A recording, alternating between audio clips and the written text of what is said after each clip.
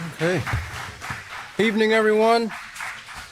Hope everyone's doing well this fine Wednesday evening. You all can be seated if you're local here. We're going to be continuing with another Peaceful Solution Character Education Teacher Certification class, this course that we're ongoing with. And, if you've been following along, hopefully you have. We're in the Respect unit, one more unit after this for the intermediate series. That's not finishing everything out, but just for the intermediate series. And to kind of bring you up to speed, what we're covering right now, we're in the last chapter of the fourth unit here, and we've built up, as I like to go back and refresh everybody's minds, from learning the basic understanding of what character is, the foundation of how character is developed and how it's formed, where it comes from, the things that are influencing factors for it, and so forth. Seeing the difference between positive and negative characteristics. And we laid down that and the difference between character and personality, and we kind of built these blocks, right? Because they're, as you find in the Peaceful Solution, these lessons are referred to as building blocks for a positive moral character. So we went from character to acceptance, understanding about accepting ourselves and others, the importance of choosing friends wisely based on character, developing relationships, understanding about bullying, setting goals and having purpose for yourself, and then moved into self-control, which kind of is the foundation of everything that we're covering here, because without self-control, all these other things that we're learning here are going to be pretty much powerless, because we have to exercise. Self-control is the ability to control the way we think, feel, and act, right? In other words, in Spanish, it's called auto-control. And when you think about something that's automatic, it's something that regulates itself. An automatic transmission versus the manual transmissions, you used to have to shift from 1 to 2 to 3, and then, 5, and then 6, and then however many speeds they got now. When they came out with the automatic transmission, it did it by itself, right? It has certain amounts of input that was given, whether it was vacuum or whether it was computer control, input that went into that computer, or different variables that told the transmission, you need to do this, you need to do this, you need to do that. Well, it's the same thing. When we have different inputs, different influences, when we're in certain environments, when we're involved with a particular situation that requires us to make a moral decision, then like most newer cars today, pretty much everything's computer controlled. I think there are some things that are still to some degree rely on mechanical systems or vacuums and so forth. But pretty much everything's driven by a computer program. Well, we're driven by a big computer program as well. One of the greatest computers in the world, if not the greatest computer. In fact, no other computers would be in existence if it wasn't for this computer in our head, creating these things and developing these things. These things are developed by mankind. But we have the opportunity to put within our minds programs that will help us to operate efficiently and effectively and ultimately positively in any given situation,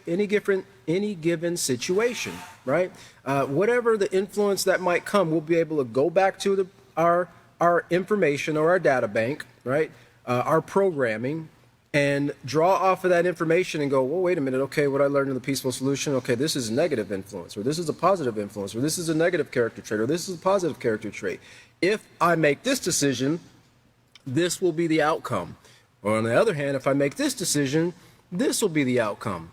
How will this decision affect me? How will it affect my family, my friends, my community? How will it affect the environment? Because, of course, we're talking about respecting the environment right now. But this is kind of the gist of what we want our students to get to. We want them to get to that point where they can effectively or essentially think for themselves, right? Not just think for themselves because they can think for themselves, but think for themselves and be motivated to make decisions that are going to bring about moral, positive outcomes, okay? Because young people are thinking all the time, every day, right? But they have to draw off of the limited amount of knowledge that they're given, one, and two, there's a lot of confusion because emotions cloud decision making. So that's why we went into detail about in chapter 2 of the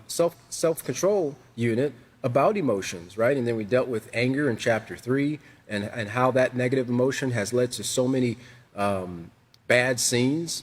And so we give the children everything, or students, not just children, but any of our students, all the tools and resources for them to become the best man or woman that they possibly could be.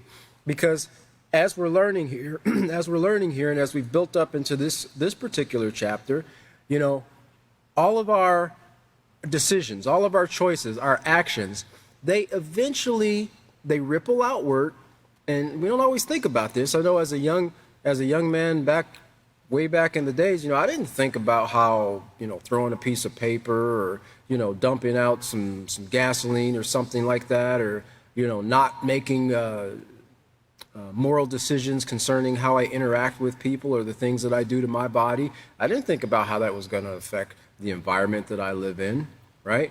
Well, this is the knowledge that will give the students the power to have foresight, right? Foresight, and think about the consequences, both short and long term, before they make a decision, all right? Insight and foresight. So now, just to bring you up to speed, welcome if this is the first time you're joining us. I know we have many new people joining us every class, continually finding out about the Peaceful Solution and the classes that we have online. We are in unit number 4, which you can find on pretty much at the very top of the Facebook page there. You can click on that PDF, download it, and read along with us. And we are in chapter 7, and we are still, let's go back here to the procedure, because we kind of, procedure 5. This is where we are. We continued on from last week. And it says, explain to students that they will now focus specifically on the resources of air, water, land, plants, and animals. By learning all they can about these resources, they will have more appreciation for the environment. Tell students that failure to respect the environment has led to the pollution and contamination of our most vital, remember that word vital, as we've covered many, many times, all the teachers have, it's something that is essential. It's necessary for life, right? When the paramedics or the doctor, they check your vital signs, right? They're looking for signs that show you're alive, okay? Now, we have resources that we depend on every day that are necessary for us to live, okay? And we're going to get into a little bit more of those things. We talked about some last class. We're going to go a little bit of detail in some of these this class. It says here, have students read pages 177 through 179 in their handbooks. Let's take a closer look at our valuable resources. That's one of the things we're going to read. And it says, instruct students to complete the stop and think exercise concerning air found on page 179 and discuss their answers, excuse me, as a class. Okay, so let's turn back to 177. And while you're turning there, just I want to remind you of what we covered last class and the class previously about the definition of that word resource there. It's a stock or supply of materials, staff, and other assets that can be drawn on by a person or organization in order to function effectively. It also is a supply of something to take care of a need. Now, remember what we talked about in the instructions to the teacher in this procedure number 5 here. They're not just resources, but they're vital resources. So we're talking about things that are necessary for life. Okay, and if you remember what we covered back here on page 176, these things are essentially they fall underneath those qualifications, things that are necessary for life. Now, there are a lot of things that are resources to us that we could survive just fine without, because, how do I know that? Because for, thousands of years until the advent of certain technologies came about, mankind somehow lived just fine, right? Now, of course, they didn't travel as fast as we can now, but they were able to travel, right? They couldn't get across the ocean as fast as we can now, but they were able to. Okay, they didn't have the internet and television and radio, 1,000 or so years ago, but they got information from one place to another, right? So these things were in existence, they just weren't as quickly available, okay? But people survived. Why? Why did they survive? Why were they able to survive? Because they had the vital resources necessary for survival. Contrary to popular belief, if TikTok or YouTube or Facebook or whatever these other places was to go down, it's not going to cause someone to lose their life. Now, somebody might want to take someone's life, with today's youth and adults alike, but those things aren't vital for resources. They're not vital for life. Now, this first thing we're going to talk about, which we got into a little bit last class, air. Let's look back at the top of page 177, and it says, let's take a closer look at our valuable resources. Remember, when something is valuable, it means it's important, it's worthwhile, right? I think air is very important. I think it's very worthwhile. In fact, many of the things that we do require air outside of breathing. Combustion in itself, it needs air in order for engines to function and operate properly, for you to turn on the stove on your at your house and to cook some food or boil some water, right? You need combustion. There's just a campfire needs combustion in order for it to function properly. So it says, one way you can respect the environment is to educate yourself about the Earth's many resources and their benefits. Through education, you can appreciate the value of the gifts that Earth has to offer. And remember some of the things that I talked about last time that I didn't know until I did a little bit more research in it, because it's easy to look at things that appear harmful to you, snakes or spiders or bees or wasps or whatever else there might be in your environment that some people are a little deathly afraid of, or would prefer to be in another country than to be in the same room with that particular insect. But if we take the time to educate ourselves, now that doesn't mean we're going to all of a sudden want to fall in love with spiders and have them crawling all over our bodies and everything like that, but at least we can appreciate the value that that particular insect or animal or reptile contributes to life, because everything has a purpose. And you won't know what that is because, one of the main causes of fear is ignorance. It's a lack of knowing. It's not knowing what something might do, what might occur, So once people educate themselves, then it reduces and, can eliminate that fear. And so this is why we go over and over and over and over these things in the Peaceful Solution, because some people are afraid to make new friends. Some people are afraid to get out of their comfort zone or their bubble to work to improve themselves.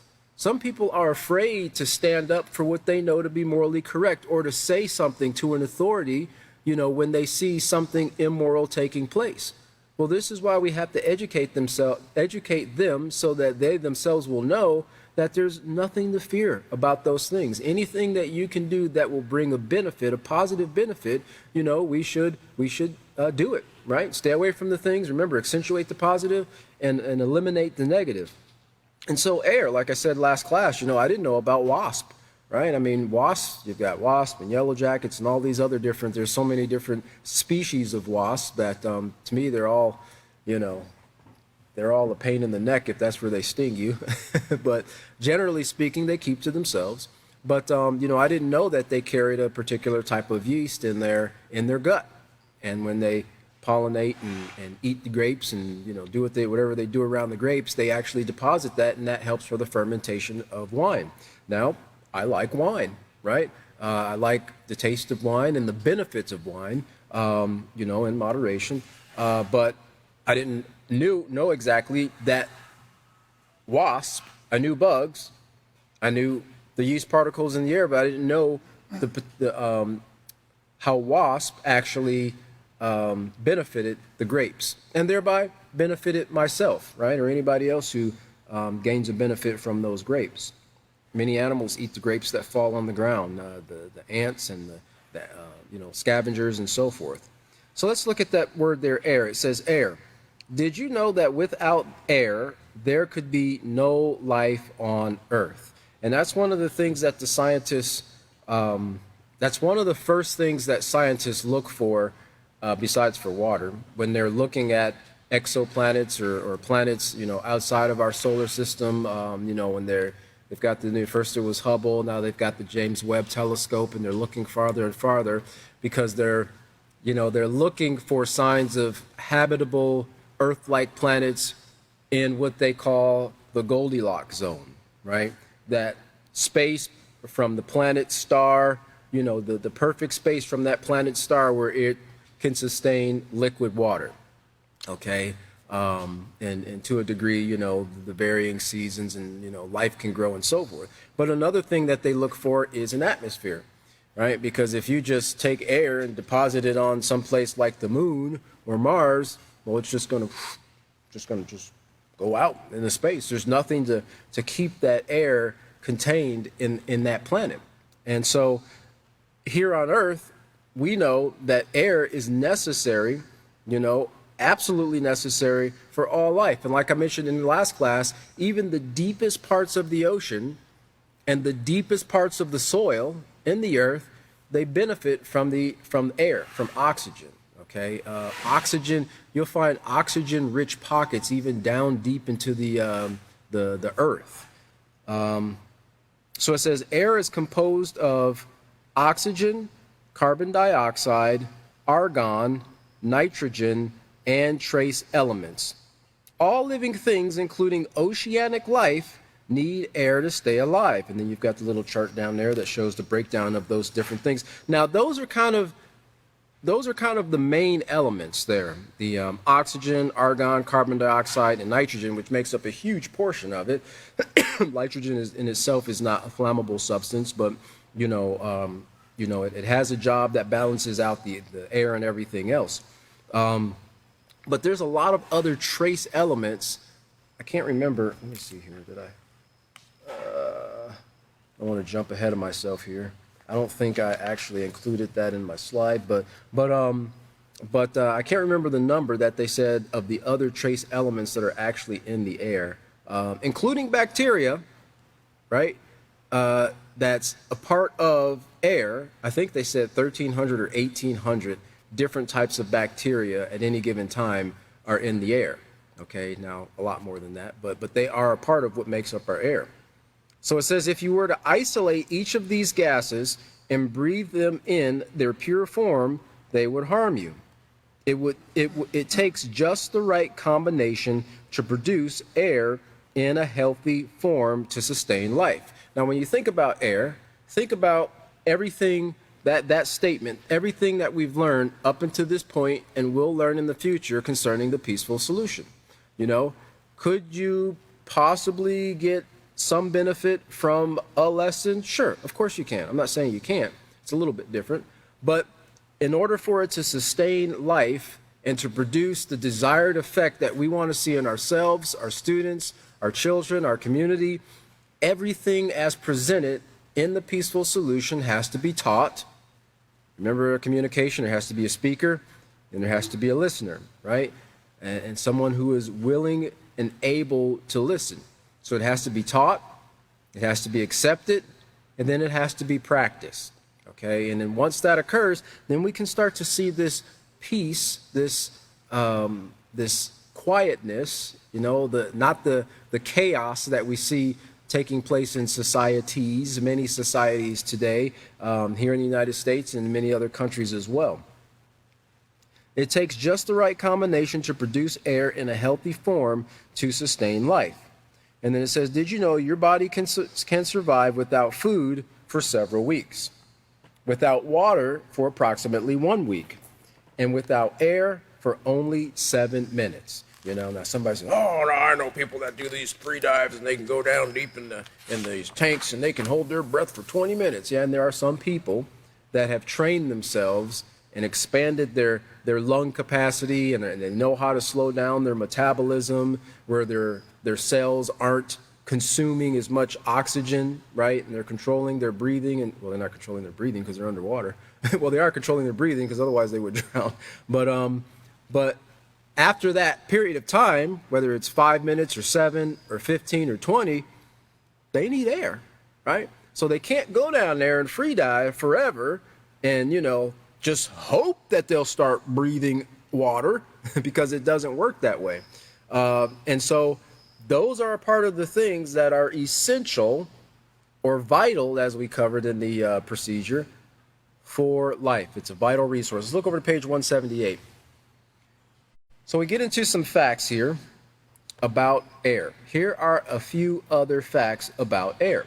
It says air surrounds Earth and extends as far as 1,000 miles above the surface. Now, if you look at this slide here on the Earth's atmosphere, I think it's number 13. Yeah, you'll see a diagram, and you can look pretty much on any place online, and it'll give you pretty much the same thing. Some of the names seem to have changed over the years. I don't know if the magnetosphere and the exosphere is the same, but that was another one of the spheres of the Earth. But you look there at the very bottom, and you see what's called the troposphere, and that extends approximately 0 to 10 miles above the Earth. All right, and generally speaking, that's about the area that planes fly in, planes, and we live in that area, right? We live in that area on the Earth, and not too many people that I know of live too much far above that. I think, what is the Himalayas, like 30 something thousand feet up? Of course nobody lives at in the Himalaya, or not at the top of the mountain. Everest, I'm thinking Everest, no one lives all the way at the top of Mount Everest, right? The air is thin, it's really cold, and it's not fit for human habitation, right?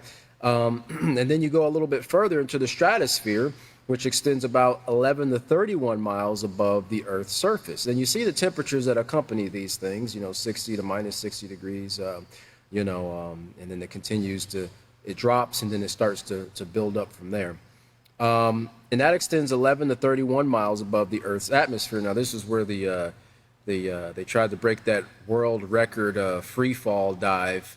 One of these guys, Baumgartner, tried to break the record of the longest free fall, I think, from the stratosphere. He didn't quite do it, but he came close. But that's 11 to 31 miles above the Earth. And then you got the mesosphere. This is kind of the area where looks like where meteors, they kind of burn up as they start coming in, 32 to 85 miles. The troposphere, where you see the aurora borealis, if you've ever seen that, where those are particular to the northern and southern poles. You got the aurora borealis and the aurora, what's the other one called? It's the borealis and the other one, I can't remember what it. Australis? Okay. But you have one at the northern pole and one at the southern pole. And then you get into the exosphere there, which is 600 miles, well, this says kilometers, 601 to 10,000 kilometers above the Earth, where the, I say a spaceship and what's that place called? International Space Station kind of hangs out. I guess that's where the aliens fly to. And so you see, though, those are the different layers of the atmosphere. Now, the farther you go, the thinner and less concentrated the air is, right? There's still air there, but not enough to sustain our life. There are bacteria and microorganisms that are up there that, life can be sustained for them. In fact, they found bacteria far out into past this exosphere. And they're I think, what do they call those things? The tardigrades or something like that. They found that these small they look like little fat caterpillars, except they don't have the segmentation in their body. But they found that these little bugs, they can survive in extreme environments, from cold to heat to low to no oxygen, and still maintain themselves, still eat, and reproduce and eliminate and so forth. So there are things that can actually survive in there, those extreme environments, just not us, not unless we take something with us. If you look at the next slide here, we have some facts about air that we're going to get into. Well, let's go back. Before we do that, let's look at the peaceful solution first. Look at those other bullet points. It says air shields us from the rays of the sun. Okay, because there's many rays that come from the sun, and generally speaking, all the rays that come from the sun are beneficial, but we need them in proportion, to other things, right? If you were to go out in space and just were, standing out in the sun, the radiation and the things that are out there, at least from what they've learned from science, it starts to diminish your brain capacity. Air helps to keep the earth warm enough to support life. Air protects us from objects headed to Earth from space, like meteors. And people tend to think of air like you go like this. You can't grab the air. They say the old proverb, like grasping at the wind. It's not possible. You can do this, but you can't actually hold anything in your hand.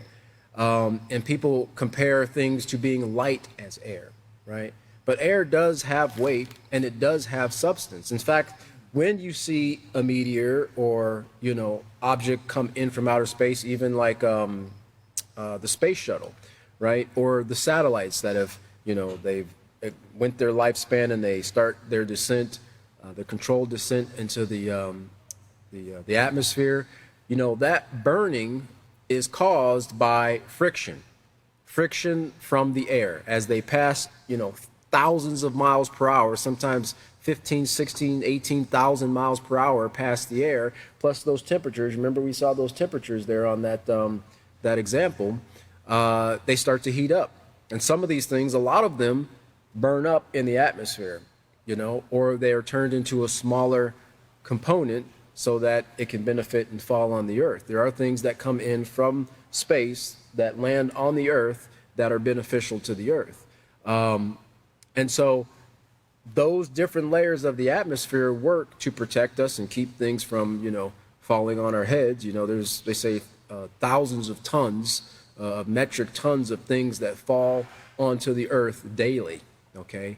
But thankfully, most of that is not falling on our heads. There's been a few rare occasions where a meteorite has fallen onto a car.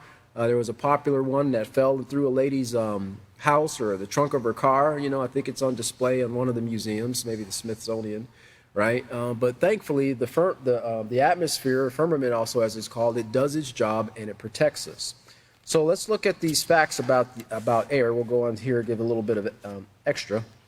It says the air we breathe contains more than 1,800 kinds of bacteria.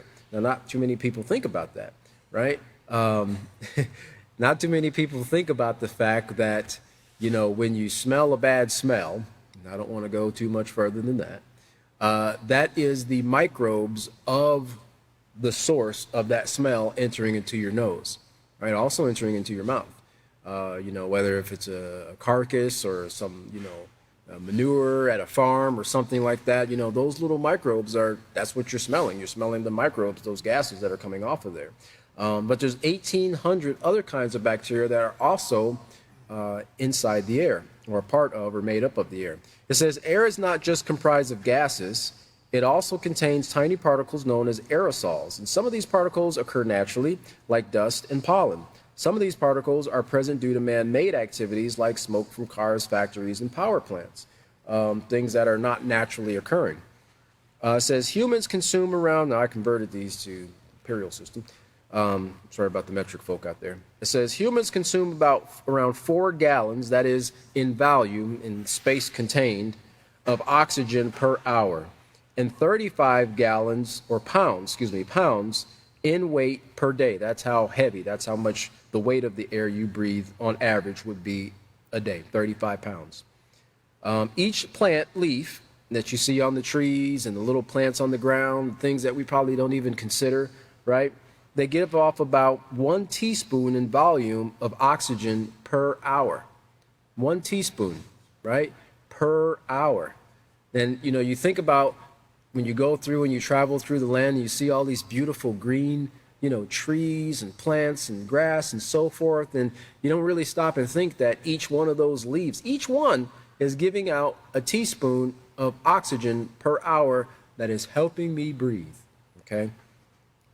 The ozone layer is made up of three oxygen atoms. It's O3 is what ozone actually is.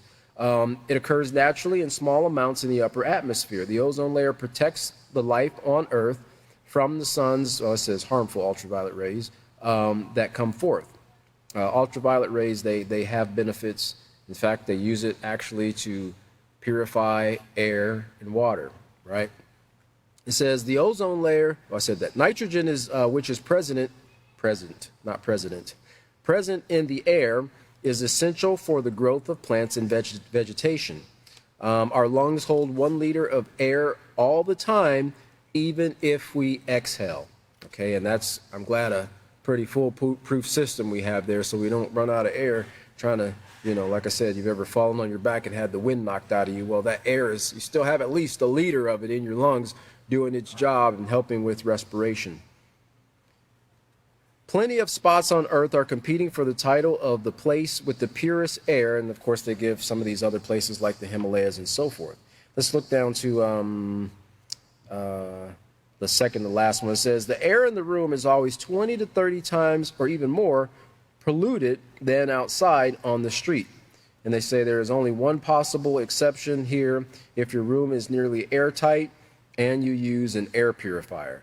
Well, they say that because, air seeps into different areas. Well, you think airtight, well, that's going to make it even more polluted, well, to some degree, but they're considering for the fact that the contaminants that are already in the air can get into a room, and if it's not able to naturally circulate, then it's able to build up in there. This is why they say an air purifier.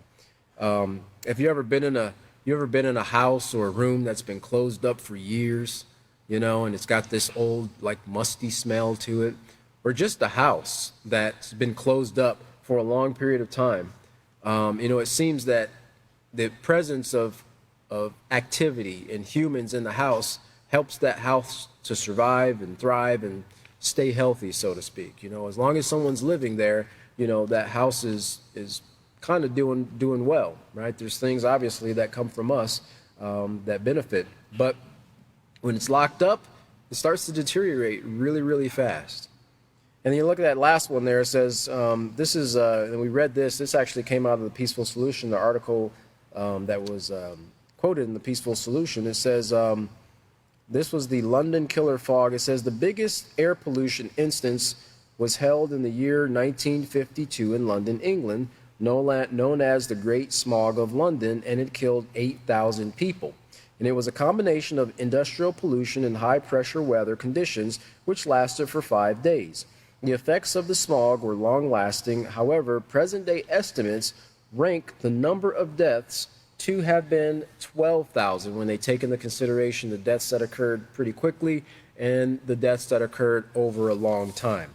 Well, I want us to look at the next video here because it talks about this, particularly about this London fog and the effects and what it did and where it actually came from. If we can play video number 1. Oh no, that's video number 3. One of the main... number 1. Hello and welcome to History Pod. On the 5th of December 1952, the Great Smog of London descended on the British capital due to a combination of air pollution and weather conditions. To maximise revenues in the aftermath of the Second World War, the British government had opted to export the country's better quality hard coal and retain the more sulphurous low-grade coal for domestic consumption. Smoke from burning this coal in domestic fires to offset the particularly cold winter of 1952 combined with pollutants from Greater London's numerous power stations, factories and public transport to create a thick, noxious blanket of smog over the city. The thick, yellow-black smog was held over London for more than 4 days, due to the arrival of a high-pressure weather system. This caused an anticyclone that stopped the polluted air from rising into the atmosphere. Windless conditions and London's position in a river valley also meant that the smog was unable to be blown away. Visibility in the city was reduced to just a few meters, bringing public transport to a halt and forcing schools and businesses to close. Meanwhile, people across the city breathed in the toxic air and began to succumb to respiratory infections. Cattle at the Smithfield show at Earl's Court reportedly suffocated, and while nobody made the connection until several months after the smog had lifted, estimates state that between 4,000 and 12,000 Londoners died as a direct result of breathing the polluted air. In response, the government began to rethink its policy towards air pollution, and in 1956 introduced the Clean Air Act that established smoke control areas where only clean fuels could be burned, precipitating a shift towards the use of cleaner coals, electricity, and gas as sources of heat. All right. So we see there, certain events that were, for lack of better words, precipitated by decisions that people made, combined with other things, then the environment created a big disaster over a particular area, right? That about 12,000 people ended up dying as a result. Now, this is what we talk about in the peaceful solution, how some of these pollutants, some are naturally occurring, like, ash from volcanoes or dust storms and things like that. And some of them are man-made.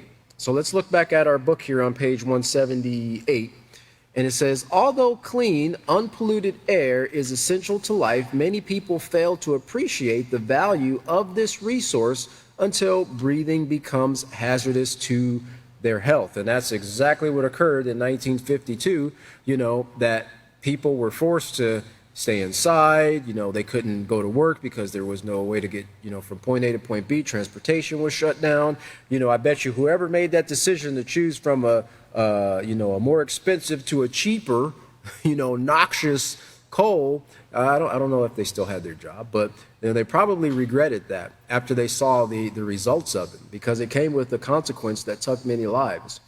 Pollution, now remember this definition here, is any addition of harmful substances to the air, land, or water that result in damage to the environment, human health, and the overall quality of life. All right, and that's there on page 178. I believe William gave that definition as well in his class. But keep that in mind, because that covers a vast variety of things. And remember what we're talking about. We're talking about our environment. We're talking about things that are considered vital resources, necessary resources that are necessary for us to have life. Now, when we think about life, we can't just stop at ourselves. And this is something you have to get your students to understand. When we think about, we use this word in general, life, it doesn't just stop with me as an individual. Because my life, in part, is sustained by everything that makes up the ecosystem, by everything or everyone that contribute to society.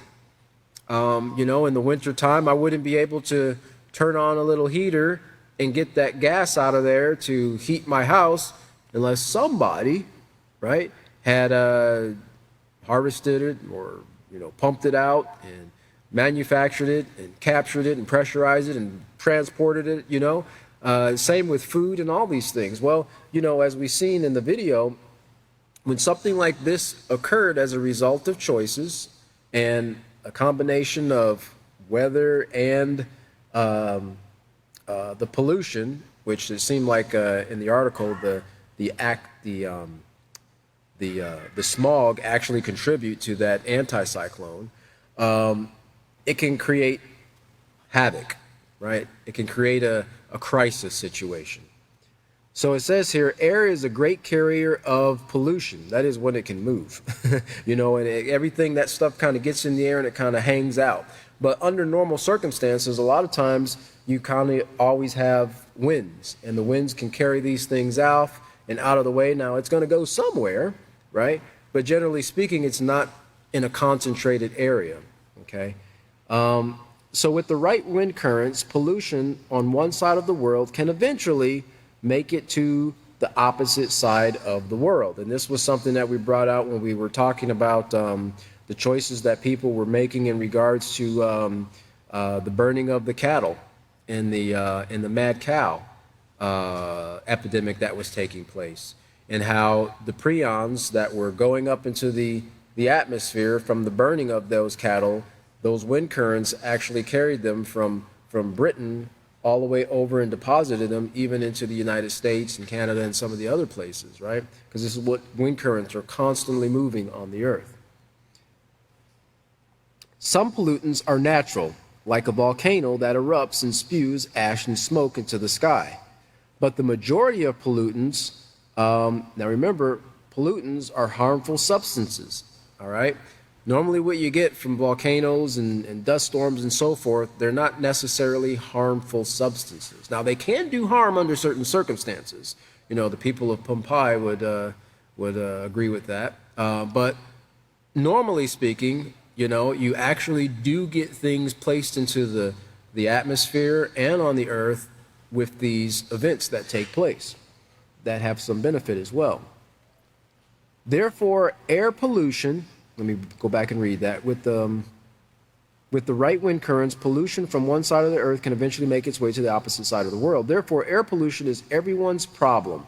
Some pollutants are natural, like a volcano that erupts and spews ash and smoke into the sky, but the majority of pollutants are man-made from industrial factories that produce electricity and the exhaust fumes from vehicles all over the world. Now, you know, keep in mind, the burning of these fuels in themselves are not harmful, right? Now, there are certain things that they have found scientifically that when it is burned, it actually is harmful, but burning of oil, oil byproducts and so forth in itself isn't harmful. Now, some of these man-made things, we've actually gotten to the point where we've created what they call PFAS, or forever chemicals, okay? That's short for a long name of certain other things. And what science has found is that these things don't break down, right? They don't disintegrate. They don't biodegrade over time.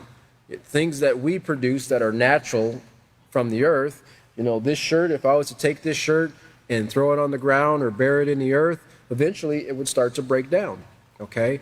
If you were to, spill some oil on the ground, it would break down, go back to the earth, right? That's where it came from. But these things that have been modified in labs and so forth, they have an extremely long lifespan. And in fact, this whole thing of PFAS has gotten so big where you hear a lot about it more in the news, these forever chemicals, to the point that there was a farmer who actually, he's not able to sell his cows or he's not able to sell his milk, because those chemicals have come down on his land through rain, which we're going to get into a little bit here. And, the cows eat the grass, and the grass produces the milk in their bodies. And the inspectors, found traces of these things in the cow milk. So as a result, he can't sell any of his milk. Now, is it his fault that the PFAS got in his cows or in his field? No, it's not his fault in particular, but this is what we're talking about here. Like it says here on page 178, therefore, air pollution is everyone's problem. And it's also everyone's responsibility to see to it that they're making decisions that don't negatively or create harmful substances that will negatively impact the environment near or far. Okay, but that's just one example. That gentleman, that's his livelihood. He's a dairy farmer, right? But he can't sell his milk now as a result. I don't know what he's going to do, because he relies on getting things from the land in order to support his animals. So it says here, some harmful chemicals such as carbon monoxide and nitrogen oxide come from these sources and significantly pollute the air. Now, under normal circumstances, the air is able to dilute and clean that stuff up, because monoxide and nitrogen, those are normal things that are part of the elements that make up our air, that are in the earth, right? Carbon monoxide is something that is a byproduct of burning, okay? Usually in low oxygen environments. It says when sunlight heats these elements, they produce a smog. It's a combination of, smog is a combination of two words, smoke and fog. Smog is visible as a dense haze that floats over many industrialized cities all over the world. In some cities, smog is so bad that people are warned to stay indoors. They have something called the AQI, which is the Air Quality Index. And so, generally speaking, a number 50 or below is considered great quality air. But when you get up into the 300s, they recommend people with, certain respiratory issues and, asthmas and COPD and so forth, they stay inside or, take precautions, and it can be exacerbated with heat, right? So it says smog affects both young and old and worsens respiratory diseases such as asthma and emphysema. It also puts a serious strain on the heart and promotes certain cancers. Now, one of the reasons it puts a serious strain on the heart is because when those elements are in the air in place of the oxygen or the other elements or trace elements that make up air, there's less oxygen, so the heart has to beat more in order to keep up with the demand required by the body. All right, which puts a strain on the heart. Okay, and people who are already in poor health, that really affects them or impacts them negatively. Let's look at the next slide there, because this is talking about some of the other things that are in the air outside of things from cars and burning and so forth. It says DNA pulled from thin air identifies nearby animals. Now, this was something that scientists realized they could do in tracing particular populations of animals or types of animals in a certain area because of what they're able to draw out of the air. Well, there's a caveat to it. It says DNA is everywhere, even in the air. There is no surprise to anyone who suffers allergies from pollen or cat dander, but two research groups have now independently shown the atmosphere can contain detectable amounts of DNA from many kinds of animals. Their preprints posted in this BioRevix or RXV last week suggest sampling air might enable a faster, cheaper way to survey creatures in ecosystems, because they can draw samples of air and they can tell, well, there's this species of cat or animal or bird or whatever in this area.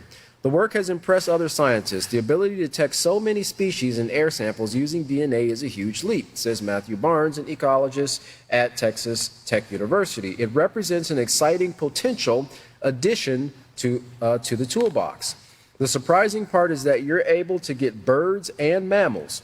Wow, says Julie Lockwood, a molecular ecologist at Rutgers University. The new study suggests there's more than just spores. There's cells and hair and all kinds of interesting things that float through the air, okay? Now, they're getting this from animals, and they're able to see the DNA from those animals.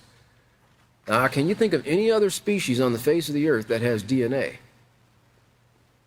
I'll give you, yeah, our species. I was going to give you a clue. Rhymes with ooh, man. That would be human. Okay, all right. Just making sure you guys are awake. Let's look at this next video, because it talks a little bit more about the bacteria that's in the air. Video 2, I believe, yes. Throw away the antibacterial soap, shut it down, no use fighting it anymore. Scientists have found bacteria are perfectly happy living everywhere, even in the clouds. Hey, all you bacterial hosts out there. Thanks for watching D-News. I'm Trace. Clouds are pretty, and it's fun to imagine what their shapes are. That one's a dinosaur holding a picnic basket. That one's a box with a lid. And both of those clouds are filled to the brim with bacteria. Bacteria are literally everywhere, on every surface of everything all the time. I mean, it's pretty obvious that bacteria can live in the air, down here, but it's because they're tiny, and they can be easily picked up by the wind. Full disclosure, though, I never even thought about this, but bacteria have been found almost 25 miles up in the air and all over in the clouds. Scientists have found bacteria living above rainforests and deserts, mountains and seas, even inside hail and snow. But before you freak out, that's not exactly a bad thing. They might help in cloud formation and can even live in lightning-prone storm clouds to encourage rain or hail. Researchers have found as many organisms in parts of the sky as in your average river. Clouds look pure and pretty, but on the micro level, they are teeming with bacteria, algae, fungi, and many other tiny plants and animals. Microorganisms may see clouds as a giant transportation system, growing and multiplying inside of them so their colony can populate a new area. Quote, piggybacking on the hydrological cycle, said one scientist. But a new study in environmental science and technology has found bacteria are quite happy to live in the upper atmosphere. They're not just looking to populate new areas alone, they are okay with this crazy fly by the seat of their pants lifestyle. Well, they don't really wear pants, though. The study was specifically done on a species of bacillus bacteria that was found over France. Bacteria have been collected from the sky since the 1920s, so they likely flew up and collected samples, then brought them back down to Earth for testing. But somewhat unexpectedly, the researchers found that these cloud-borne organisms weren't dormant or floating aimlessly, but were actively consuming saccharides or sugars, which are also found up in that puffy white stuff. Who knew? Just like bacteria, the sugars are blown there by the wind, and they're generated by plants and microorganisms found here on the ground. The bacteria use those sugars to sustain themselves, but more importantly, as building blocks to create polysaccharide armor, which serves to protect them from strong UV rays, which happen up there, as well as really cold temperatures. From there, they multiply, they help form clouds, and then they rain hail or snow back to Earth again, which is all pretty incredible, especially since, I don't know about you, but I don't know anything about it. There's even bacteria on the space station, you guys. This is inescapable. Are you freaking out because there's bacteria everywhere? Or are you shrugging and living with the reality because they've always been that way? Let us know down in the comments. Make sure you subscribe for more D News. All right, so we see there, that you can't escape the fact that bacteria is everywhere. Now, remember what we covered in the previous slides there about the DNA, and we're going to read another one here again. But I want you to think about this, as I don't think we'll have time to get into it. What he mentioned about the bacteria that actually, the water droplets form around these bacteria, and they come down in the form of rain.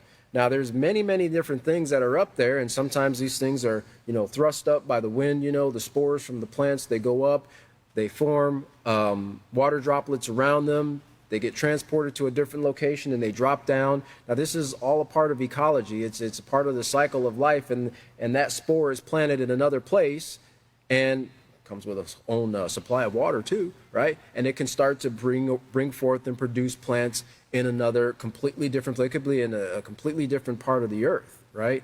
Well, there's other things that are there in the atmosphere as well, in these clouds. Now, remember what we were talking about here about human DNA, and combine all of this with what, all the teachers have brought forth in the previous classes about how our immoral choices, our risk-taking behavior, our premarital sex, being promiscuous, the abuse of drugs and alcohol and so forth, things that create imbalances or diseases in our body. Those things eventually go out into our waters, to the soil. It's evaporated up into the clouds, and they come back down. Might be in very small, minute amounts, but they get spread around the earth in that way. Now, remember, bacteria are living beings. They're little microscopic living beings that they have a job to do. They have a thing that they produce as a result of them being in existence. Well, when you take into consideration, these like STDs, as we mentioned in the previous class, that are actually they found bits and pieces of this up in the atmosphere, how they affect humans. Imagine how they affect bacteria, right? And they're not able to control as well the governing of when rain should fall down or how much rain should fall down, right?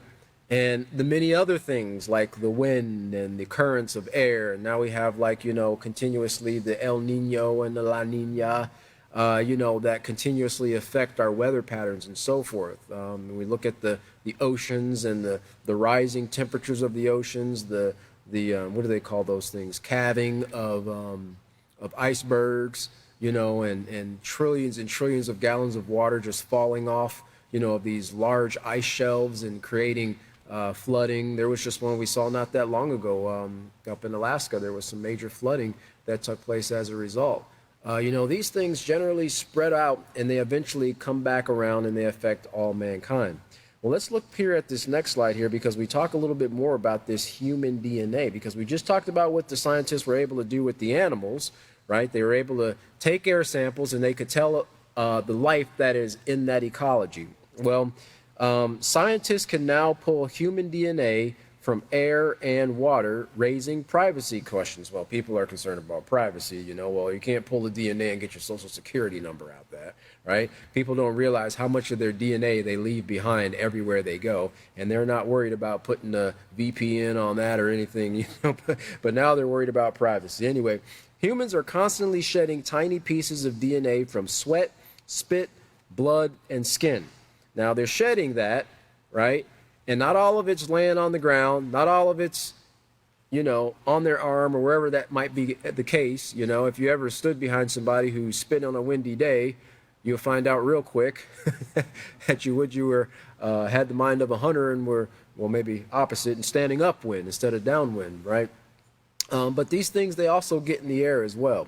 These microscopic fragments litter the environment across the Earth. Now, scientists at the University of Florida have discovered they can easily collect quality human DNA from air, sand, and water, raising a host of ethical questions about privacy and consent. Now, remember, down in Florida, they were also one of the first to kind of report on what they were finding with the virus that was the coronavirus. They were finding the numbers in the precursor for an increased infection in the sewer water, right? The wastewater. They were taking samples and saying, we're seeing these numbers increase, so we're getting ready to see this number go up in the population. It says, all this is very personal. Ancestral and health-related data is freely available in the environment and is simply floating around in the air right now. Lead searcher David Duffy, a zoologist studying wildlife disease genomics at the University of Florida, tells CNN Katie Hunt. Well, yeah, I mean, these things are there, but the point what I wanted you to understand was that, you know, the DNA from the animals, the DNA from man is there, right? And it's in the atmosphere, it's in the environment, it's in the air we breathe. So this is why it's important that we as a society, you know, do things that don't pollute, right? And I'm not just talking about pollution that comes as a result of pouring something out on the ground or pouring something in the stream or a river. I'm talking about not doing things, and this is something that we want to get our students to understand, right? Not doing things that pollute ourselves, our minds, our bodies, right? Our health, because there's going to be a ripple effect as a result of that. You know, when you pollute your mind, and we've seen some of the things that we've covered in the class with, you know, movies that bring about negative influences and things that, you know, cause you to think negatively about certain groups of people or certain activities that might not look so bad, right? And you engage in these things, well, they affect your ability to make sound, rational choices, which leads you to making even more bad decisions that could affect your health. And if your health is bad, well, where do the things that go in your body, they have to come out too, right? And that goes into the sewer systems or the septic systems, or sometimes people don't even use the toilets, right? It goes into the water that we have to drink and the air that we have to breathe. So yes, you know, these things affect all of the earth, everybody on the earth. It affects our natural resources, and it affects the resources that are actually vital to sustain life. Now, we're not going to stop breathing because the air stinks, right? You know, we're not going to stop eating and drinking because there are certain bacteria, because you can't even see these things, right? We just have to hope that what we're getting is clean and filtered to some degree, and the earth does some of that as well, and that we're doing our part to not contribute to the negative impacting or the polluting of our resources. So we're going to stop right there for this class, and we'll pick up on page 179, which will be David. He'll be the next teacher for the next class, and that's going to be this upcoming Sunday, the 17th at 5:30 Central Standard Time. Thank you all for joining, and we look forward to seeing you at the next class. Have a wonderful evening.